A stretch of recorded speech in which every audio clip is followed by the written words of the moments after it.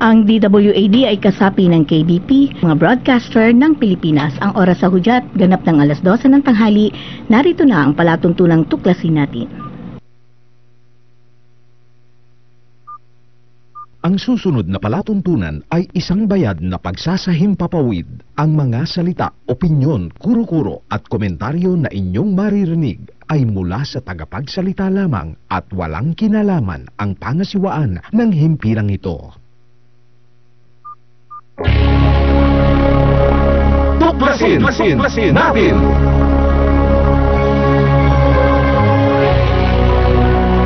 Ang palatuntunan sa radyo na tutuklas ng dapat malaman ng sambayanan.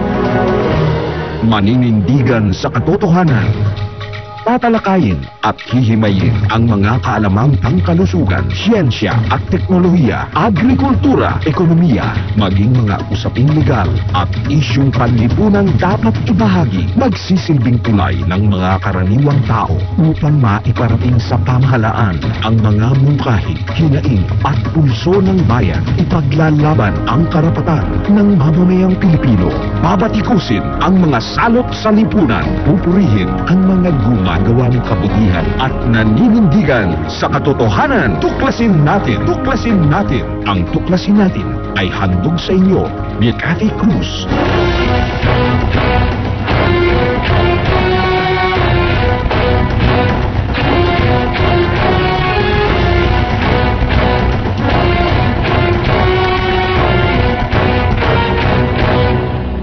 Diyos maray na aldaw sa indong gabos na mga kabanwa.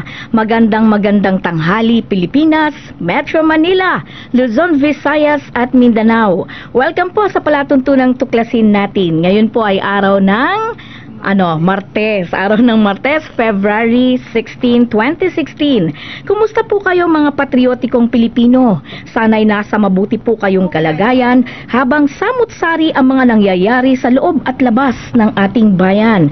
Samahan niyo po kami sa loob ng 1 oras upang tuklasin ang mga dapat malaman ng sambayanan. Kaya manatili po kayong makinig, anuman po ang inyong ginagawa. Cathy Cruz po ito na mapapakinggan nyo sa loob ng 1 oras. Siyempre, kasama ang ating bagong-bago na si Adela Ida. Adela, good morning. Yes, good morning. Magandang umaga sa inyong lahat. Thank you, Cathy. O, kumusta ba, Adela? Ito uli. Marami siyang kino-cover ngayon busy ako sa labas. Busy sa labas. Busy sa field itong ating kasama. Ako siya yung ating sumasagap ng mga balita. Sa labas. Yan. Siya ang tagahagilap at tagatuklas ng mga balita. Anyway, ngayong tanghali, 1 oras, ay makakapanayam natin ng taga Bureau of Fisheries and Aquatic Resources na walang iba kundi si Mr. Saldi Perez.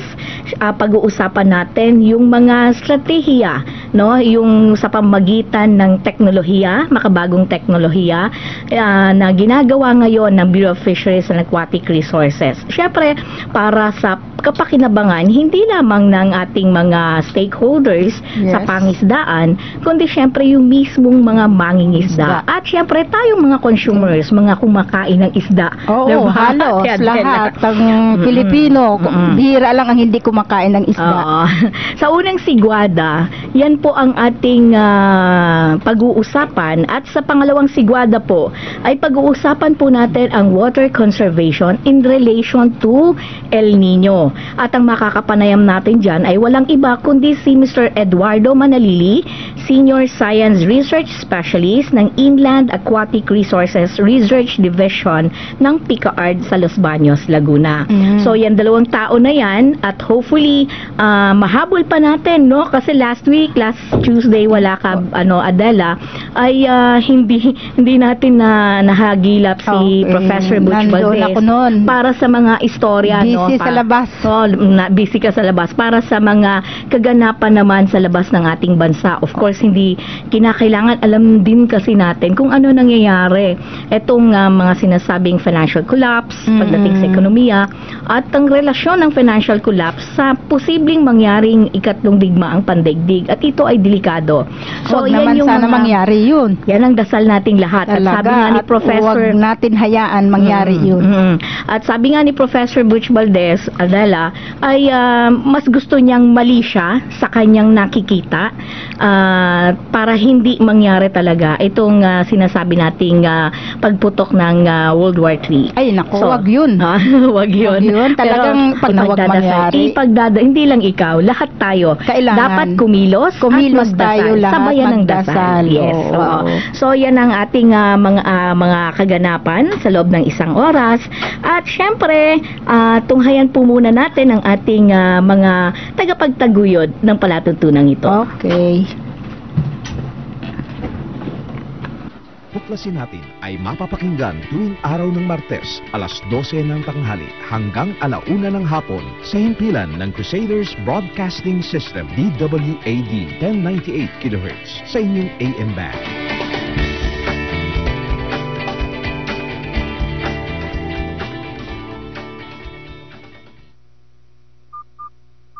Kayo'y nakikinig sa Tuklasin Natin. Okay, tayo miling nababalik sa palatuntunan pa rin ng tuklasin natin. At alam mo, Adela, napakaraming mga kaganapan nga ang nangyari. Pero siguro kinakailangan bago tayo magtuloy-tuloy sa ating talakayan at inaantay nga natin, mamaya asahan din natin yung ulat panahon nga pala, no? Kasamang Adela. At hindi ko alam bakit biglang may nag-iingay, nag-whistle sa ere.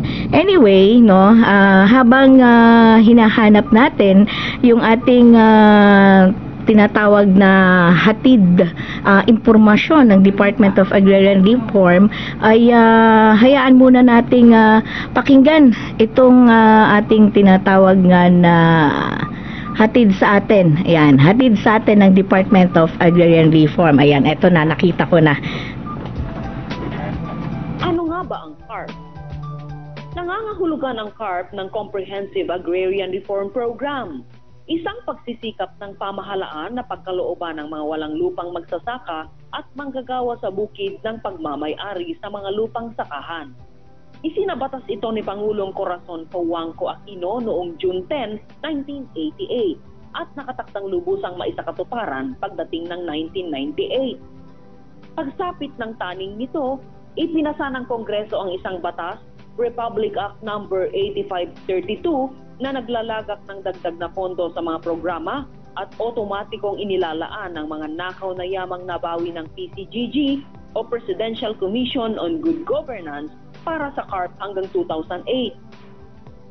Ang CARPER naman o Comprehensive Agrarian Reform Program Extension with Reforms ay isang batas na muling inaantala ang taning ng pamamahagi ng lupang sakahan sa mga magsasaka sang-ayon sa CARP. Babaguhin din nito ang iba mga kondisyong nakasaad sa CARP. Isinabatas ang CARPER noong August 7, 2009. Handog na paglilingkod mula sa Department of Agrarian Reform. Ayun, di ba? Natututuloy tayo. At sa ating mga taga-subaybay, mga tagapakinig natin, no? Pwede po kayong tumawag sa ating mga linya sa loob ng studio, yung 531-2660 at 531-6774. Pwede po kayong saluhan kami rito sa ating talakayan kung may mga nais kayong tanungin at gusto ninyong talakayan, ano? At pwede rin po kayong mag-email sa ating tuklasin natin at yahoo.com at pwede nyo rin pong tunghayan ang ating tuklasin natin .wordpress.com. Tama ba, Adela? Yes. Ayun, matutunghayan nyo yung mga balitang ginagawa ni Adela at syempre ng inyong lingkod. Para mabasa nyo para mga nangyayari sa labas. Oo.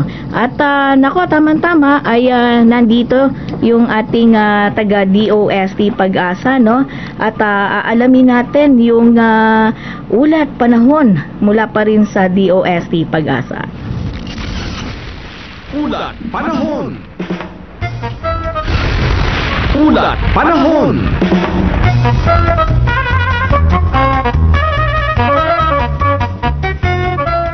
Okay Okay, magandang tanghali sa iyo, LV Enriquez, mula pa rin sa DOST Pag-asa. Kaki Cruz ito ng tuklasin natin at syempre kasama si Adela Ida ng DWAD. Okay, magandang tanghali rin sa iyo, Kathy and Adela.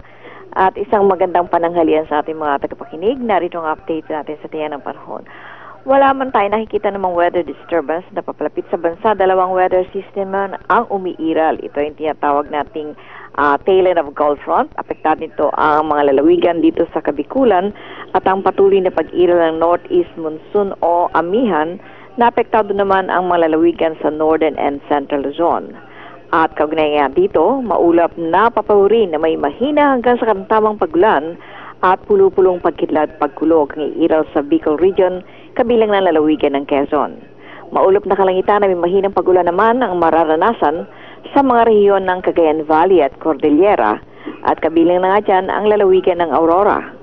At dito sa Metro Manila at nanditirang bahagi ng bansa ay bahagya lamang hanggang sa lubusang mangungulap, bagamat may chances pa rin ng mga isolated o mga pulo-pulong pagulan o mga pagkulog at pagkidlat.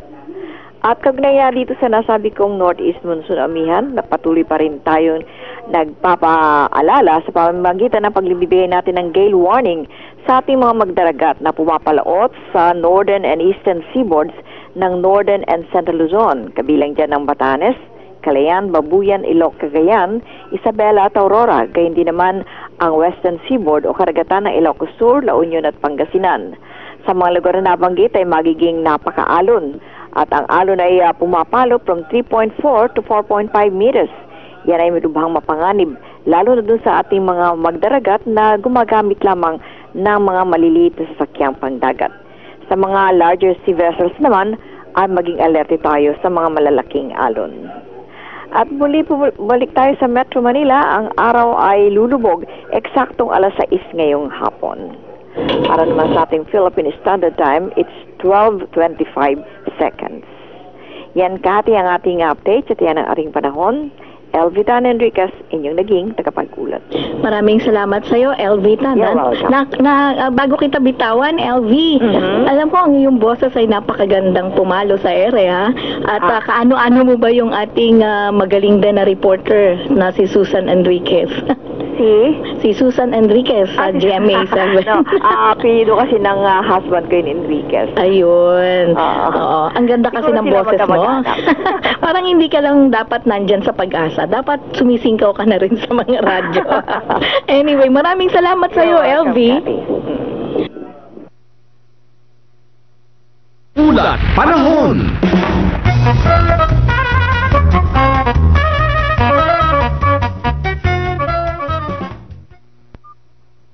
Ang programang ito ay hatid sa inyo ng Department of Agrarian Reform o Kagawaran ng Reformang Pansakahan.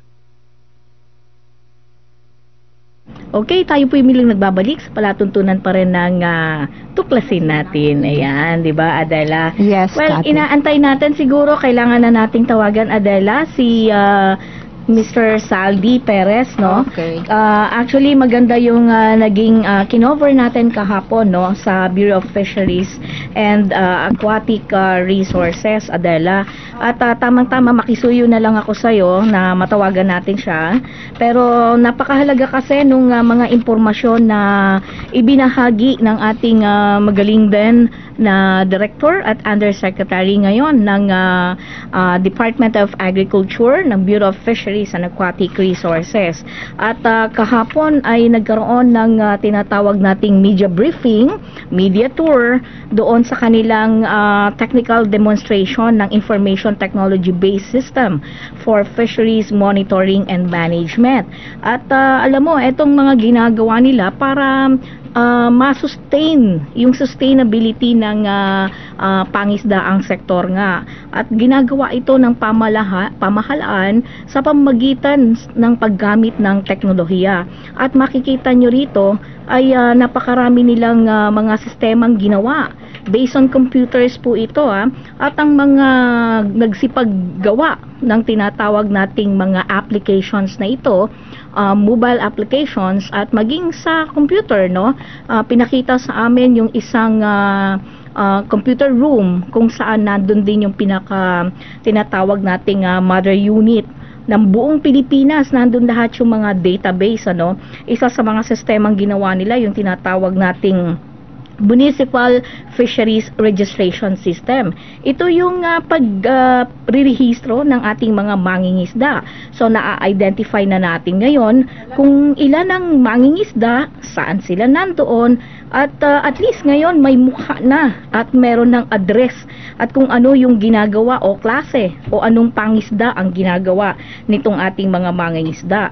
At can you imagine, as of February 13, 2016, nasa 1,655,890 na fisher folks na ang mga nakarehistro, na samantalang nung hindi pa to pinaiigting ng Department of Agriculture, sa ilalim pa rin naman ng Bureau of Fisheries and Aquatic Resources, ay nasa 50,000 lamang ang nakarehistro. So makikita mo, Adela, no, actually siguro para sa kapakanan ng ating mga tagapakinig, no, at sa atin na rin dito, Adela, ito kasi medyo technical. Usually ang nakakaintindi lang nito, Adela, ay yung mga tinatawag nating mga IT o yung mga mga sabihin na nating information technologies, no. So bali ang ginagawa nila, no, automated na lahat. Okay? So, ganun na yung nangyayari ngayon. Hindi katulad dati na kinakailangan yung pagpaparehistro, pupunta si magsasaka dito sa Central Office, sa Bureau of Fisheries, magpaparehistro, at bago siya masabing rehistrado na, ang dami niyang mga division na pagdadaanan. So, ito, one-stop shop. Meron tayong tinatawag na sa mismong LGU kung saan siya nandoon. Oo, kasi nung nagtrabaho ako sa munisipyo ng Mercedes Eastern Samar, naririnig ko yan kay Mayor na yung mga fishers folk. Mga mangingisda. Oo, nire-registro yan, iniipon-ipon sila, ino-organize sila. Yes, correct. Mas maganda yung ganon, hindi ba, Adela? Yung mga ganoon, kasi at least, para itong census diba? Walang pagkakaiba to sa census, pero Adela. Mayroon yan financial na. Oo, yes, definitely. Actually, ang layunin niya, isa yon sa mga ginagawa. Para mapaunlad sila. They are, before kasi, Adela, para na rin sa iyong impormasyon, ay meron silang tinatawag na pagkikipag-ugnayan, partnership, no? Sort dito of livelihood yan, di ba? Sa DSWD. So, ina-identify na kasi ngayon, sino ba yung mga mangingisda na talagang mahirap at kailangan tulungan ng gobyerno. Indigent? Yes, mga indigent talaga. I see, so, eto yung mga tinatawag nating mga small fisher folks, diba? Yung mga mahihirap. Kasi, hindi afford na makabili ng mga mga motor, yung pambot. Yung mga pambot. So, eto yung ginagawa ngayon. Kaya binibigyan sila ng financial na tulong ng ating gobyerno. At pangalawa, yung sinasabi nga, yung boat hour registration system. So, sa boat hour registration system na tinatawag, eto yung boat hour. Ibig sabihin, yung mga bangka. Yung mga lambat. No.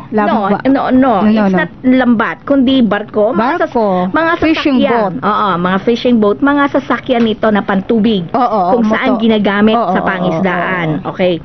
So, dalawang klase yan, Ida. Merong commercial, ito yung mga barko na talagang malaki, na talagang kumukuha ng mga nanghuhuli. Lumalayo talaga. Yan talaga sila. Talagang lumalayo. Pumupunta sa laot talaga yan. At meron tinatawag tayong municipal registration. Yung mga, ito yung mga bangka. Okay. So, dito, nalalaman dahil dito sa tinatawag nilang boat hour registration system. So, nalalaman na nila ngayon kung ano ang hitsura o klase ng bangka. Mapamalaki o maliit yan. So, ina-identify nila. Pinipicturean yan. Ito yung, kumbaga, kung si magsasaka sa individual as a person na ikaw ay mangingisda, may registration ka. At yung mismong sasakyan mo na rin na ginagamit, meron na ring registration. Kasi nung araw, basta mangisda ka lang, okay lang. Actually, wala mga rehistro yan. Tama. Kaya nga, so binago na ngayon. Binago na ngayon. Pinaganda ang sistema. Hindi, protection din sa kanila yun. At ginawang mas epektibo. At ito nga, Adela, no, dun din, dito sa boat or registration system, nalalaman kung saan yung bangka, sino yung may-ari. Oo. At alam mo ba, 1998 pa ito mandated. Ibig sabihin, kailangan gawin, pinapa-implement. Pero alam mo, sa tagal na panahon from 1998, nito lang Na-implement. sa ilalim ni na-implement ito. Zero dati ang registration ng ng mga bangka. Pero ngayon, can you imagine? It's around 151,521 municipal Ibig sabihin, vessels. matagal na yung batas na yan. Matagal Ngayon na. lang in-implement. Ngayon lang Ang in-implement. tagal naman. So, yun nga yung sinasabi ko. Wag naman lumaki yung ulo ng ating director na si Director Asis Perez. Pero isa siya sa mga sinasabi nating mga opisyal ng pamahalaan natin na maituturing ko talaga na talagang nagtatrabaho at sincero sa kanyang ginagawa. Kasi noon pa pangarap na raw niya to eh. Ito ang lagi niya sinasabi during our tour, media tour. Oh, I see. Oo. So, isa pa, yung tinatawag nating target, ito yung socio-economic survey form para sa mga beneficiaries. So, ito na-identify na natin because of the registration ng mga farmer, ng mga mangingisda. Oo. Na-identify na ngayon sila. sino yung mahirap, sino yung middle class So, level. may category. May category na. So, nalalaman na natin yung incidence of poverty. Siyempre, may preliminary list yan kung sino ba yung mga mangingisda na mahirap, diba? Nang kailangan ng tulong ng gobyerno. Oo. At alam mo, dahil sa database na yan, so nagkakaroon ng profile ang lahat ng mga fisher folks. Diba? At ang ganda. Ang ganda kasi meron ng mukha ngayon. Talagang Sino ba itong mga... maganda yung programa nila. At sana nga, actually alam ko sa agriculture din, Adela, ganito rin ang ginagawa nila. Pero siguro dahil very, tawag dito, yung energetic, talagang puspusan yung ginagawa nito ni Director Asis Perez. Kaya makikita mo, meron kagad output. No?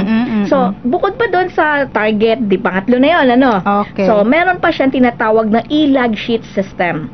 Ito yung FIMC, kung saan ito yung in-house na dinevelop, no? So, meron siyang mga small army, mga IT to, na nag-develop mismo nung system. At itong system na to, actually 2 years nilang ginawa ito eh. So, dito nalalaman nila kung gaano karami yung nahuhuli.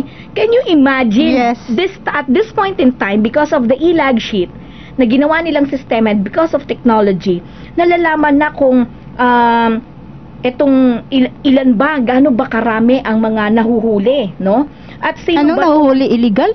No. Yung Siyempre, isda? mahuhuli, malalaman mo rin kung illegal ba o legal ba yung kasi yung way ng panghuhuli nila ng yung, isda. kumbaga, sino yung mga nanghuhuli. Okay, sino yung mga nanghuhuli at gaano karami ang nahuhuli nila. Ito na yung e-log sheet na system na tinatawag. Actually, inaantay lang natin yung tawag ni siguro Hindi ko makontak siya. Dinata.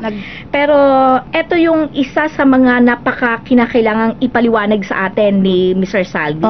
But basically, ito, ma-identify na natin. Alam mo ba kung anong importansya nitong e-log system? Siyempre, ngayon ma-identify na nila saan ba yung maraming huli na lugar. Kasi sa atin, 'di ba? Ilan tayo? 7,100 islands, 'di ba? At gaano napakalaki ng ating katubigan, Adela. Yes. Diba? Mas malaki ang so, dahil mas malawak ang dagat kaysa lupa. Mas malawak ang dagat. Pero dito pa lang makikita mo, marami ang mga nahuhuli. So, saan ba yung lugar na konti ang nahuhuli? So, ang gagawin ngayon ni Director Asis Perez, pag nalaman niya na, dito sa lugar na to, halimbawa, sabihin natin dito sa parting Luzon, konti ang nahuhuli na isda. Kasi kung saan yung abundant na kung saan yung abundant, kasi remember, pagka konti ang nahuhuli, siyempre lugi sila doon. Hindi lang lugi, kundi mahal ang isda. Yan ang effect. Diba? Sa market. So ngayon, teka lang, tumataas ang presyo dito sa Luzon. Marami ang sobra-sobra naman ang isda dito sa may parting Mindanao. Dalhin nyo yung mga isdang yan doon sa Luzon. Kasi kami Kati sa probinsya namin, ang lugar namin Samar is nasa Pacific Ocean. kami ay talagang abundant sa isda. Doon sa amin, ang dinadayo kasi sa amin lugar ang maraming isda. At Dinadala dito yan sa Maynila ay. oo nga, very abundant sa parte Kasi ng yan ang pinaka major occupation ng mga tao doon. Ilang pinagkakakitaan ng mga tao doon yung pangingisda. Oo, makikita mo talaga, 'di ba? Iba yung yun yung yung importansya ng sistema na ginagawa. At isa pa sa ginawa rin nilang sistema, itong tinatawag nating fishing vessel e-licensing system o yung tinatawag nating FELIS. Alam mo itong FELIS na to, Adela, ito yung sistema na ginawa na automated yung pagpapalisensya Oo. para doon sa ating mga barko na kung saan ay nanghuhuli. 'Di ba? Mga fishing vessel nga. Oo. So na-identify na ngayon kung meron bang violations na ginagawa o nagawa, no? Kung may violations na nagawa, ang nangyayari, Adela, ay madali nilang ma-detect. So halimbawa, kunwari, ikaw si B. Oo. No, ikaw si B at magpaparehistro ka ng iyong bangka, Oo. 'di ba? Ng fishing vessel mo. Kaso mo habang pinapasok ko ang data mo, may lumalabas, nagpupula. Pag nagpula siya, ibig sabihin nun, may violations kang nagawa. Pero nakita dun sa violation mo, teka lang, ang address mo ngayon na ina-apply ay dito sa parte ng Quezon City o sabihin nating sa parte ng Bataan, no? Pero yung violation mo nandito sa parte ng Mindanao, nasa Tacloban. Ang layo. Aba, ang layo. 'Di ba? So yun yung kagandahan ng sistemang ito. Oo. You can be easily detected. Kung saan. Yes, kung may ginagawang kalokohan at makikita mo kung Oo. maayos yung mabilis naman ang proseso. Ito pa yung maganda, mabilis ang proseso, 'di ba? So makikita mo talaga iba. Nako, nandiyan na yata yung ating sa line 2. Okay. Andiyan na? Hopefully, yan ba yung si Saldi? Si Zaldi, nako, sa wakas. Alam mo, Adela, pinag-uusapan na nga natin. Anyway, magandang tanghali sa inyo, Sir Saldi Perez. Yes, magandang tanghali po, ma'am. Nako, mabuti naman at nakagilap ko kayo. Anyway, pinag-uusapan na nga namin yung tinatawag nating nangyari kahapon, itong media tour and technical demonstration nga nung ginawa ninyong information technology based system para sa fisheries monitoring and management. In fact, nandito na kami sa fishing vessel na pinag-uusapan namin ni Adela Ida na ang fishing vessel e-licensing system o yung FELIS, sir, no? And mamaya patungo kami dun sa fisheries, pero dahil nandyan ka na, magandang ikaw na mismo magpaliwanag. Alam mo, Adela, itong si Mr. Zaldi Perez, siya yung officer in charge ng Fisheries Information Management System. So, siya ang nasa likod ng lahat ng napakagandang teknolohiya sa pamagitan ng computer kung saan ay mas mabilis nilang na ma-manage o sabi natin na maayos, efficient yung kanilang sistemang ginawa. Sir, siguro maganda kayo na po mismo magpaliwanag kung bakit ano ba ang kahalagahan nitong ginawa ninyong sistema, una sa mga mangingisda, pangalawa sa mga consumers sa atin, sa ating sa gobyerno in particular, and of course sa ating mga kababayan. Sir Sally? Apa. Ito ma'am, itong meron kasi tayong iba-ibang klase na information system na dinevelop po dito sa Bureau of Fisheries and Aquatic Resources. Ito rin po ginawa in-house. So hindi may mga programmers po talaga tayo dito na nag-develop po sa pamumuno po ng ating butihing director, Dr. Perez. Siya po yung nag-initiate po nitong lahat ng to at naatasan lang po tayo na gumawa ng mga sistema pong ganito para po mapabilis po nga po yung pagkagaya po ng pagre-rehistro ng ating mga bangka at ng ating mga commercial fishing vessel at yung mga bangka rin po na 3 tonnage and below, which is yung boat R po natin. Nadideploy na po natin ito nung last year pa po sa bawat munisipyo po natin. So, ngayon po, meron po itong boat R po natin, meron po itong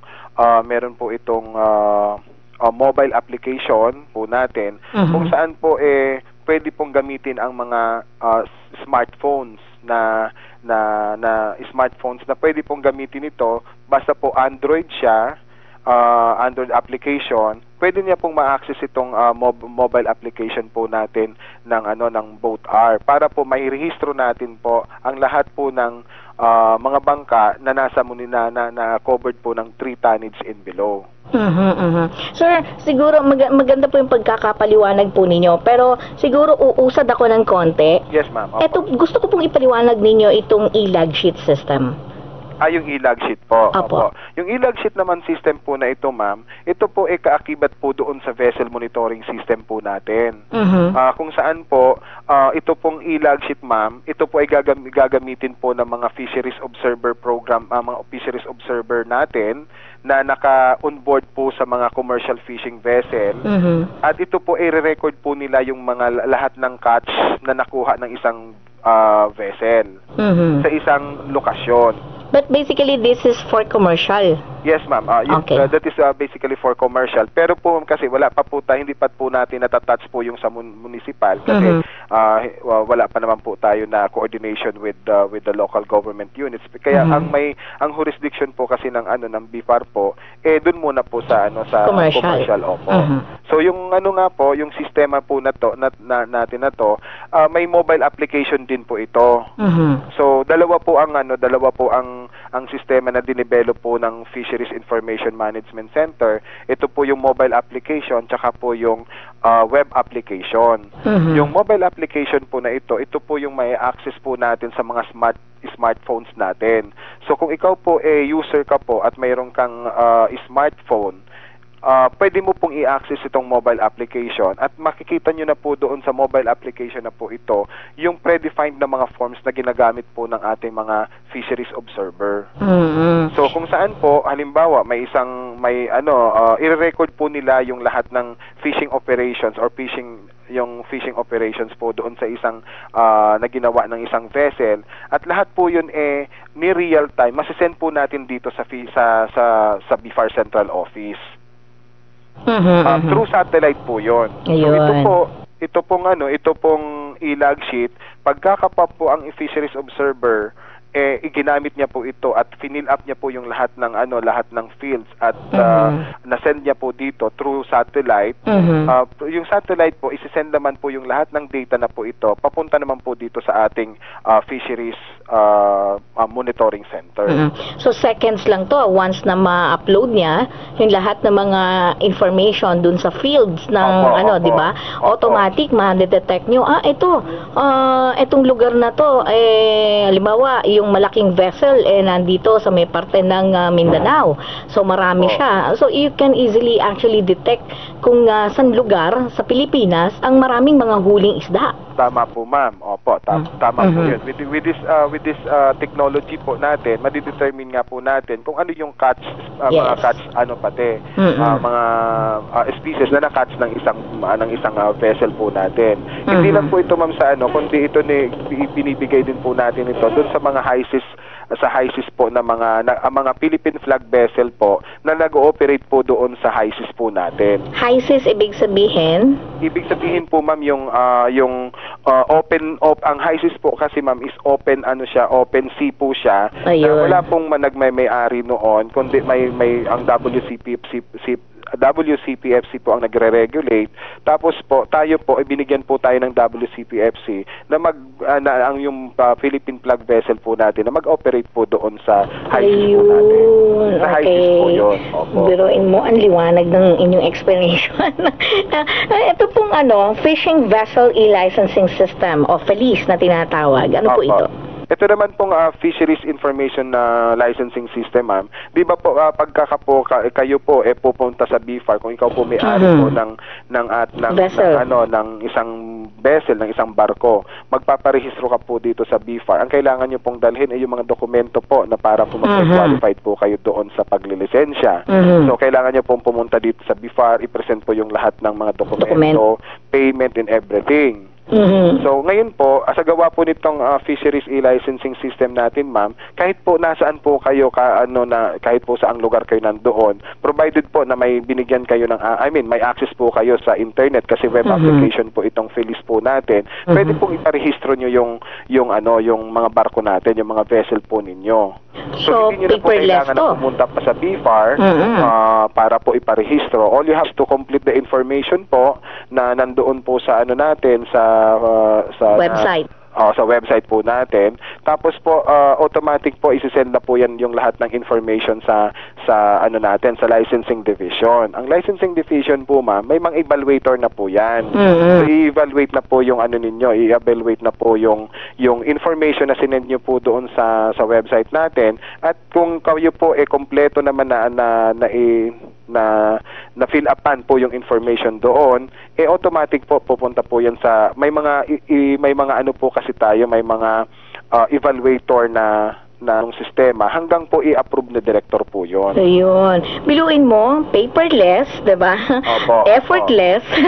Yes, ma'am. But effective. Yes, ma'am. Fast Opo. pa. Diba? Mabilis. At naalis po natin yung red tape po dito. Yun, ang pinaka-the best sa lahat. Opo. Tapos ang isa pa po dun, ma'am, pati po yung pagbayad, ma'am, electronic na rin. Yun. Oo, so meron na po tayong nakipag-coordinate na po ang ating ang Bureau of Fisheries po sa ating Land Bank of the Philippines para po dun sa akulang mga bayad at pati po na rin po sa pati po sa BIR para naman po doon kung meron pong taxes and dues na i-impose po doon sa mga bayad po na yon. Ang galing. At meron pa tayong isa, yung Fisheries Law Enforcement Management Information System o yung tinatawag nating FELIS.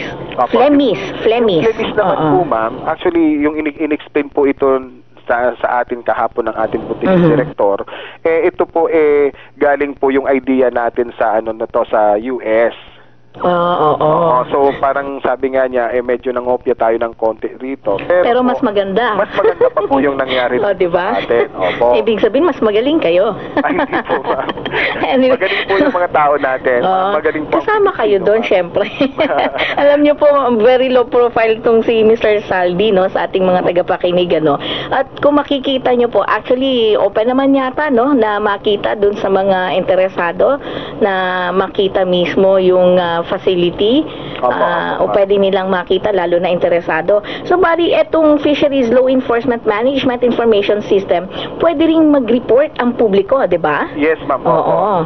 Pero syempre may level of access. Ito pong premise po natin, ma'am. Meron po na itong predefined na po yung mga provisions ng batas sa RA 550 as amended po nung na-amendahan na po yung batas na yan.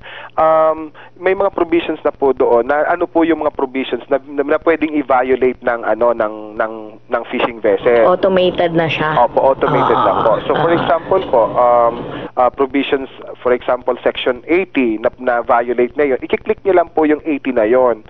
At yung section na 'yon, yung section 80 na 'yon, mag-ano na siya ng elements of the crime. Halimbawa, ano ba yung elemento nung violation. Kapag po na-meet niya po yung lahat ng elemento po 'yon. So pasok po siya doon sa na-violate niya po yung yung provision po ng batas. Ang maganda po dito, lahat po ng form kagaya po ng nakita niyo po kahapon, yung affidavit po natin, judicial affidavit, yung mga automatic na rin. Automatic na po yun na pwede nang pinapan. At yung po information nan po yun, pupunta na po dito sa legal division namin para po kung nakita nila na tama nga yung recording at tama po yung mga proseso, pwede na pong i-file po yung tax. Yes, so yun. Yung last natin, yung Vessel Monitoring System o yung VMS. Yan, last na lang. Itong vessel monitoring system naman po ito, ma'am. Ito naman po yung nagmo-monitor ng lahat ng activities ng fishing vessel natin. Yun. Ito po, sa pa lang po ito, ma'am, sa commercial fishing vessel. Yes, commercial so, pa lang. So, natatrack po natin dito yung location, yung latitude tsaka longitude ng vessel, tsaka yung speed po ng vessel. Kung nasaan po man sila, mamomonitor po natin lahat yon. With this system po, ditong VMS, together po sa e-log sheet po natin, magkaano po yan, magkapatid. Oo, magkapatid sila. Opo, na kapag ang vessel po, merong observer, fisheries observer po tayo, tapos nasa laot, lahat po ng activities ng vessel, ng vessel po, po natin, mamomonitor. Oo. Very well said, sir, at talagang napakaganda po nitong mga information. Lahat ng itong sistema natin, ma'am, idagdag ko lang po, ito pong sistema natin po na ito, interconnected po sa atin, interconnected po sa bawat isa. Yes, so, magkakaugnay, syempre.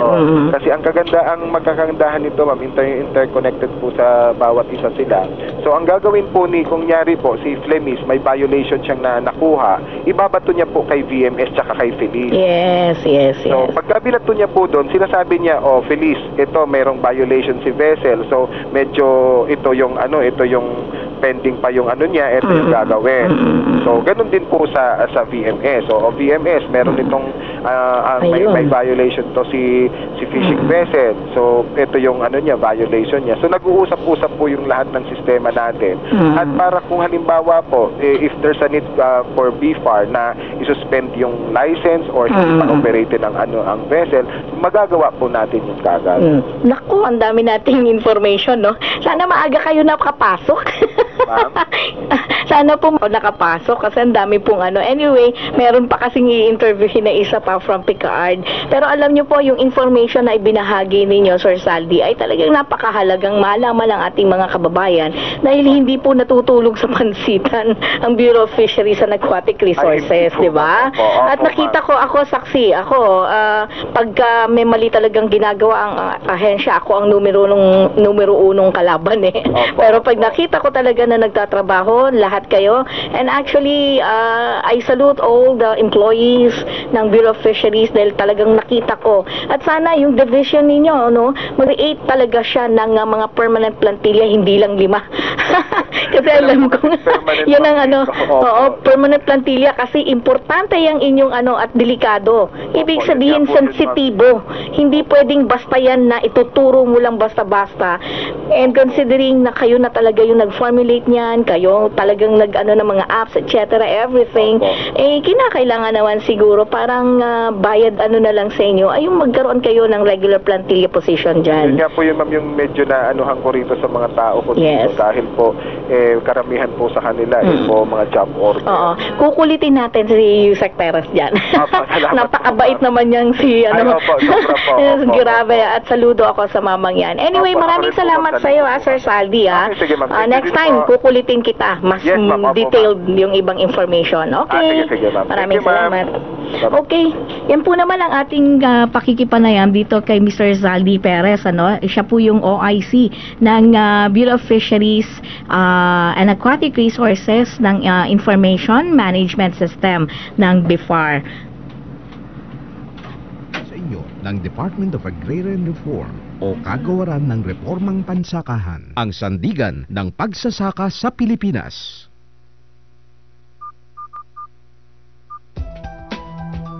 Ano-ano ang mga sangay ng pamahalaang kabilang sa pagpapatupad ng programa? Maraming ahensya ang kabilang sa pagpapatupad ng CARP. Ang mga pangunahing ahensya ay ang Department of Agrarian Reform o DAR at ang Department of Environment and Natural Resources o DENR. Tungkulin nilang tukuyin at ipamahagi ang mga sakop na lupa ng programa o ang mga tinatawag na carpable land. Handog na paglilingkod mula sa Department of Agrarian Reform. Okay, tayo muli nagbabalik sa palatuntunan ng tuklasin natin. Cathy Cruz po ang iyong napapakinggan at syempre si Adela Ida. Pwede po kayong tumawag sa 5312660 o 5316774. At nandito na yung ating makakapanayam tungkol sa water conservation in relation to El Nino. Walang dilit iba kundi si Eduardo Manalili. Siya ang Senior Science Research Specialist ng Inland Aquatic Resources Research Division ng PICAARD. Diyan pa rin sa Los Baños, Laguna. Magandang tanghali sa inyo, Sir Edward. Magandang tanghali din, Miss Cathy. Nako, pasensya na po kayo at medyo natagalan lang po tayo ng konti. Okay. Napasarap po at napasarap po sa kwentuhan. Anyway, sir, diretso na po tayo sa ating pag-uusapan. Ano po ba itong El Nino, sir? Yung pong El Nino na paliwanag ko sa inyo, isang abnormality, global climate abnormality na nagdudulot ng pagkatuyo ng lupa o drought sa ibang parte ng side ng Pacific Ocean. Ito sa kabilang side naman ay malakas na pag-ulan at flooding sa eastern side. Pacific.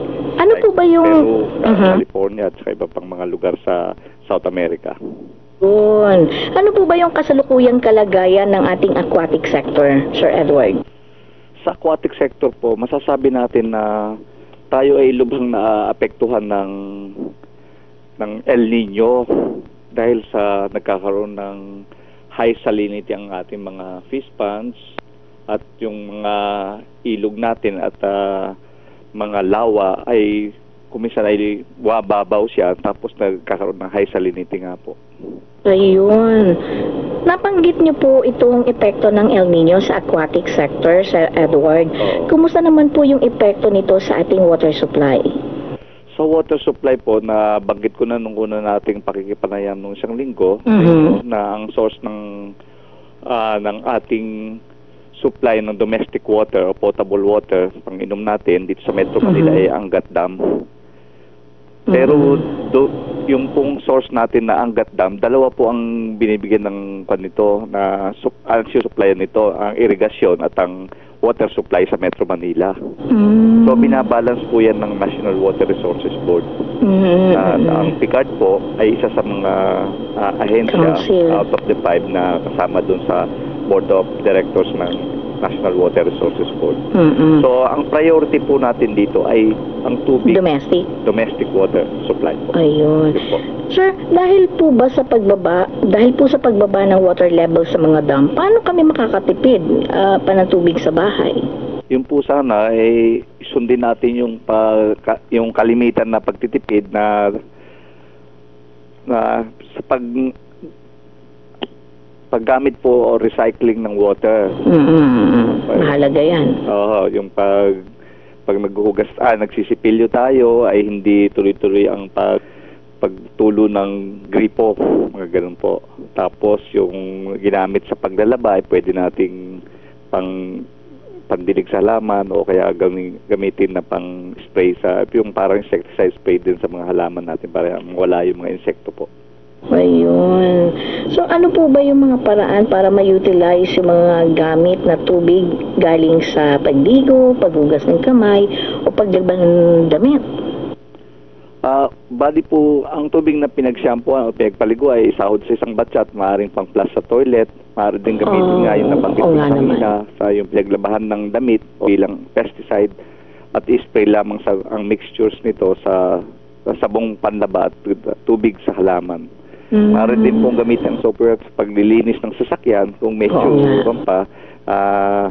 malinis pa lang konti yung tubig at yung pinaghugasan naman ay pwedeng painom sa mga alagang hayop as long as walang halong chemical. Ayun. Paano po kami mas makakatipid pa ng tubig sa aming backyard farm or garden? Yun po yung binanggit nyo kanina. Pwede po tayong magdilig ng halaman sana sa malalamig na oras lang.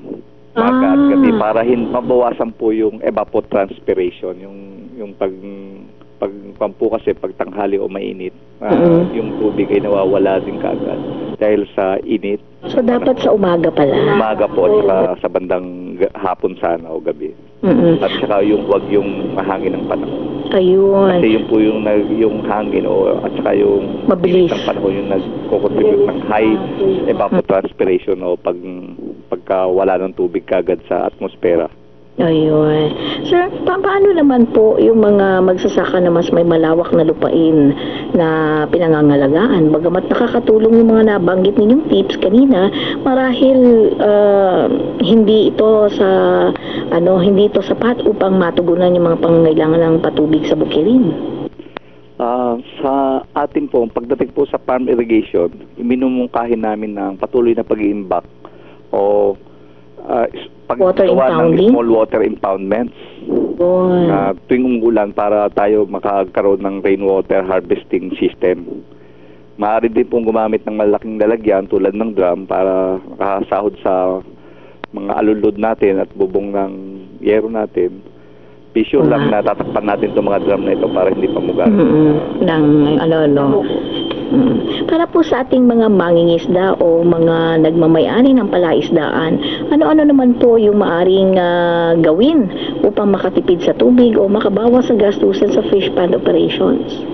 Bilang paghahanda po sa panahong kulang tayo ng tubig, ay sana ang habang ginagawa natin ang ating mga fish pond o nire-repair natin, laliman natin to para pagdating ng tag-ulan ay marami siyang maiimbak na tubig. Okay. Gawin din pong ang pag-repair ng fish pond ay yung dito, kasalukuyang El Nino, gamitin natin tong panahon na ito sa pag-repair ng mga fish ponds natin. Pagkaroon tayo ng rotation ng gamit ng mga different fish ponds. So kung marami tayong fish ponds, gamitin lang ay konti para makatipid tayo. Kasi nga kulang ang patang tubig na gamitin natin sa pag-aalaga ng mga isda o fish production. Sir, balikan lang po natin kanina yung nasabi niyo tungkol sa pagtaas ng water salinity sa underground at shallow waters. Ano po ang sanhi nito? Yun nga po, ang sanhi nito, ang pagtaas ng salinity ng tubig ay pinapalala ng mataas na temperature. Naiipon ng asin dahil sa transpiration. Ang naiipon po asin lang, tapos yung liquid part niya ay nag-evaporate. Kaya pag tumaas ang temperature po, tumataas din, naiwan yung saline water doon sa baba o doon sa bed ng fish ponds o ng lawa o river system. Oo nga naman, no? Ano po yung maaaring gawin ng mga fish farmers sa pagtugon ng pagtaas ng water salinity? May mga isda po bang maaaring mabuhay sa tubig na may mataas na salinity at temperature? Meron po tayong mga proven na technology na pwede tayong mag-alaga ng mga, halimbawa ng tilapia, pwede tayong mag-alaga nung hybrid, yung crossbreed ng Oreochromis niloticus at nung Mozambicus para tumaas ang salinity nito. Ang Oreochromis niloticus po ay yung mabilis na fast-growing tilapia at yung namang Mozambicus ay saline tolerant species. So, kino-crossbreed po natin to at mangyayari ang nagiging anak nila na mga isda ay nakakatagal ng hanggang salinity na 35 parts per thousand, 35 ppt na yung parang sa tubig dagat na rin po ang kanyang salinity. Paano po kung sadyang walang mapagkukunan ng tubig o di kaya kakaunti o wala nang natirang mga isda sa fish ponds? Kung wala na po, pwede po natin gawing alternative livelihood ang salt production mismo kung wala na talagang natirang tubig. Kasi asin na lang yun naiwan eh. Opo.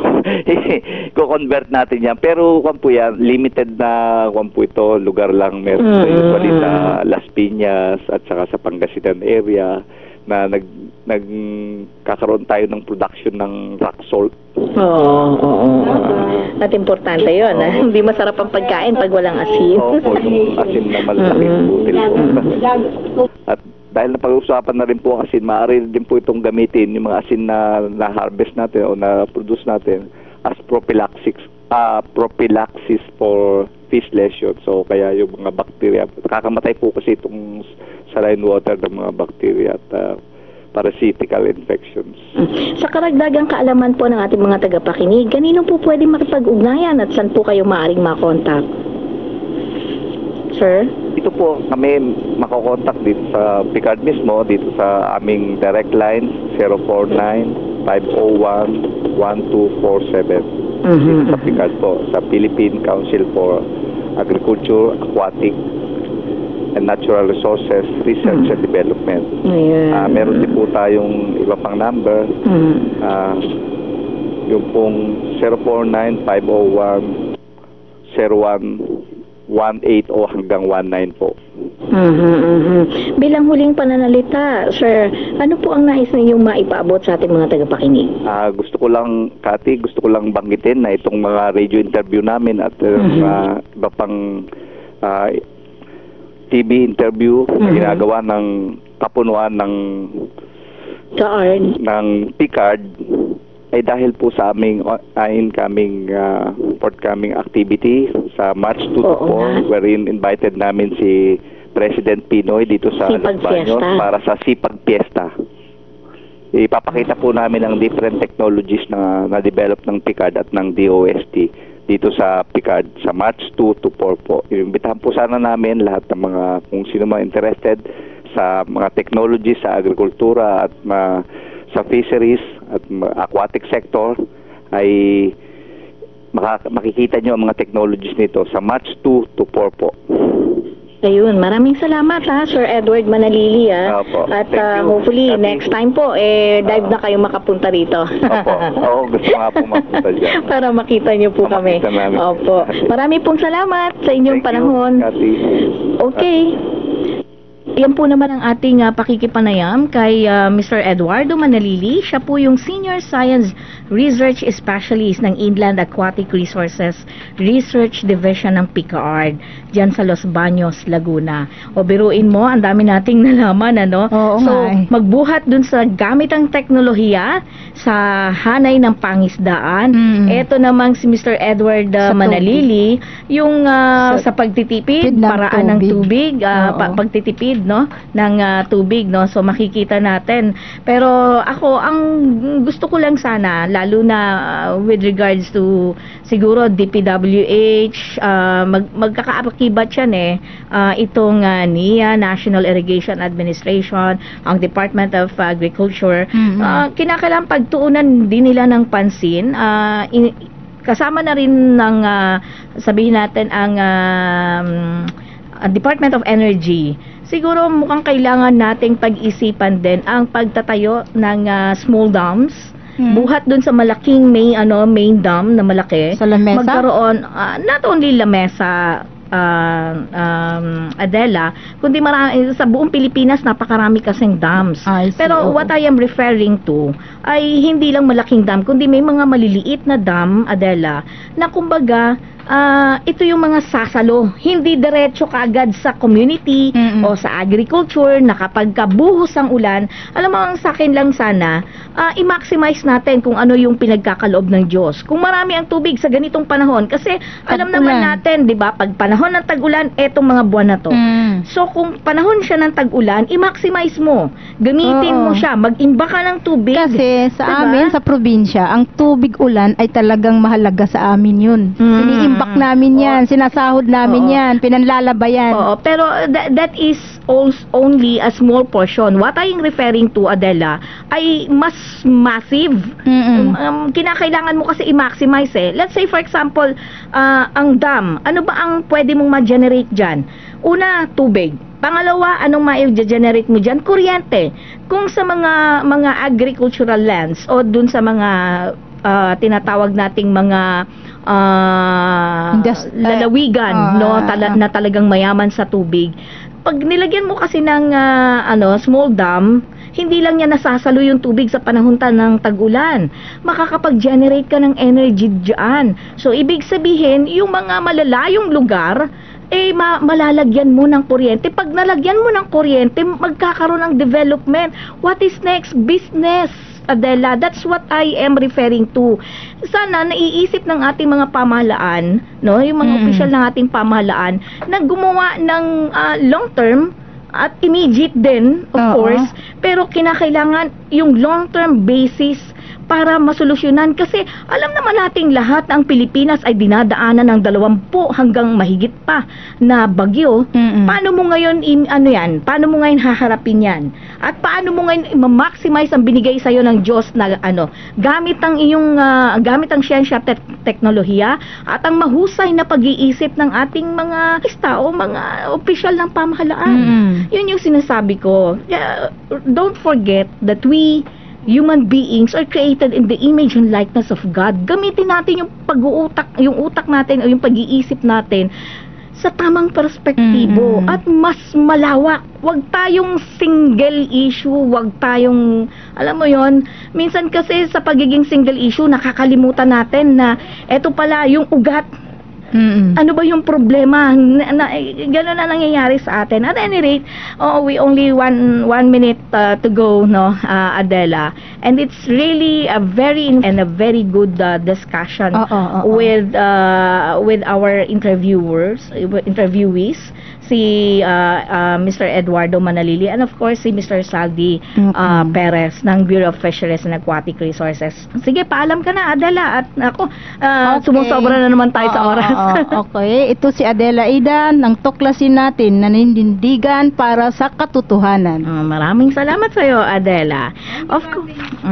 At sa ating mga kababayan, tandaan po natin, batay sa Saligang Batas ng Pilipinas ng 1987, Article 2, Section 9, na dapat itaguyod ng Estado ang makatwiran at dinamikong kaayusang panlipunan na titiyak sa kasaganahan at kasarilan ng bansa at magpapalaya sa sambayanan laban sa kahirapan sa pamamagitan ng mga patakarang nagtatakda ng sapat na mga lingkurang panlipunan at nagtataguyod ng pagkakataon na makapaghanap buhay ang lahat, umaangat na standard ng pamumuhay at ng lalong mainam na uri ng buhay para sa lahat. Maraming salamat sa ating mga nakaagapay ngayong tanghali sa technical side, si Nonong Padpad, of course sa DWAD staffs na sina Joey Prudencio, Rodrigo Manzano, si Nova Season, at syempre sa ating General Manager na si Ma'am Abigail Pestaño, at sa ating Station Manager na si Engineer Joselito Pestaño, at sa ating mga nakapanayam na si Mr. Zaldi Perez dyan sa Bureau of Fisheries and Aquatic Resources, at syempre si Mr. Eduardo Manalili dyan sa PICAARD. Cathy Cruz po ito na nakasama ninyo sa nakalipas na isang oras. Sama-sama po tayong manindigan sa katotohanan nang di tuluyang mawasak ang ating lipunan. Hanggang sa susunod na Martes po muli, alas 12 ng tanghali hanggang 1:00 ng hapon. Antabayanan po ninyo ang palatuntunang helpline. Magandang tanghali po sa inyong lahat.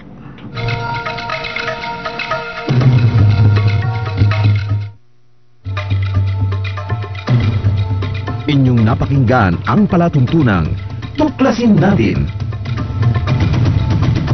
Samahang muli si Cathy Cruz sa susunod na Martes, alas 12 ng tanghali hanggang 1:00 ng hapon dito sa DWAD Crusaders Broadcasting System 1098 kHz.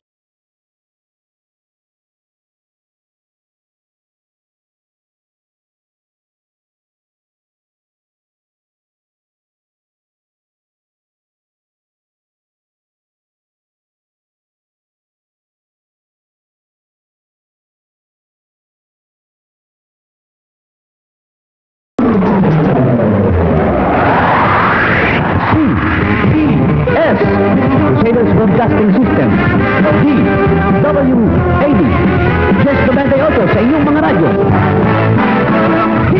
DWAD, ngayon. Ang DWAD ay kasapi ng KBP, kapisanan ng mga broadcaster ng Pilipinas. Ganap ng 1:00 ng hapon, narito ng programang Helpline.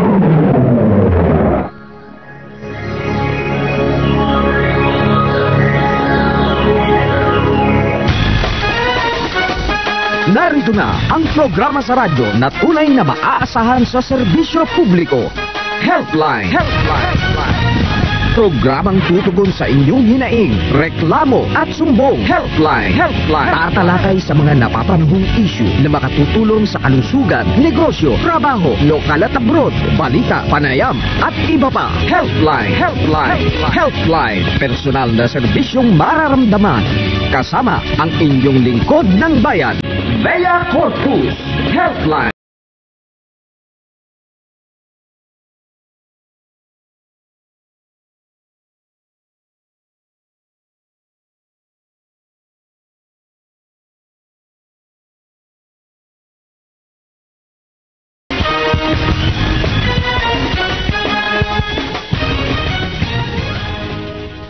Ay hatid sa inyo ng The Miracle Brilliant Oil. Ang botika sa isang bote, ibulsa mo lang, may extra energy ka na. Isang patak, 2 patak ng langis, ginhawa agad ang mararamdaman. Produkto ng Amazing Wealth and Wellness Trading.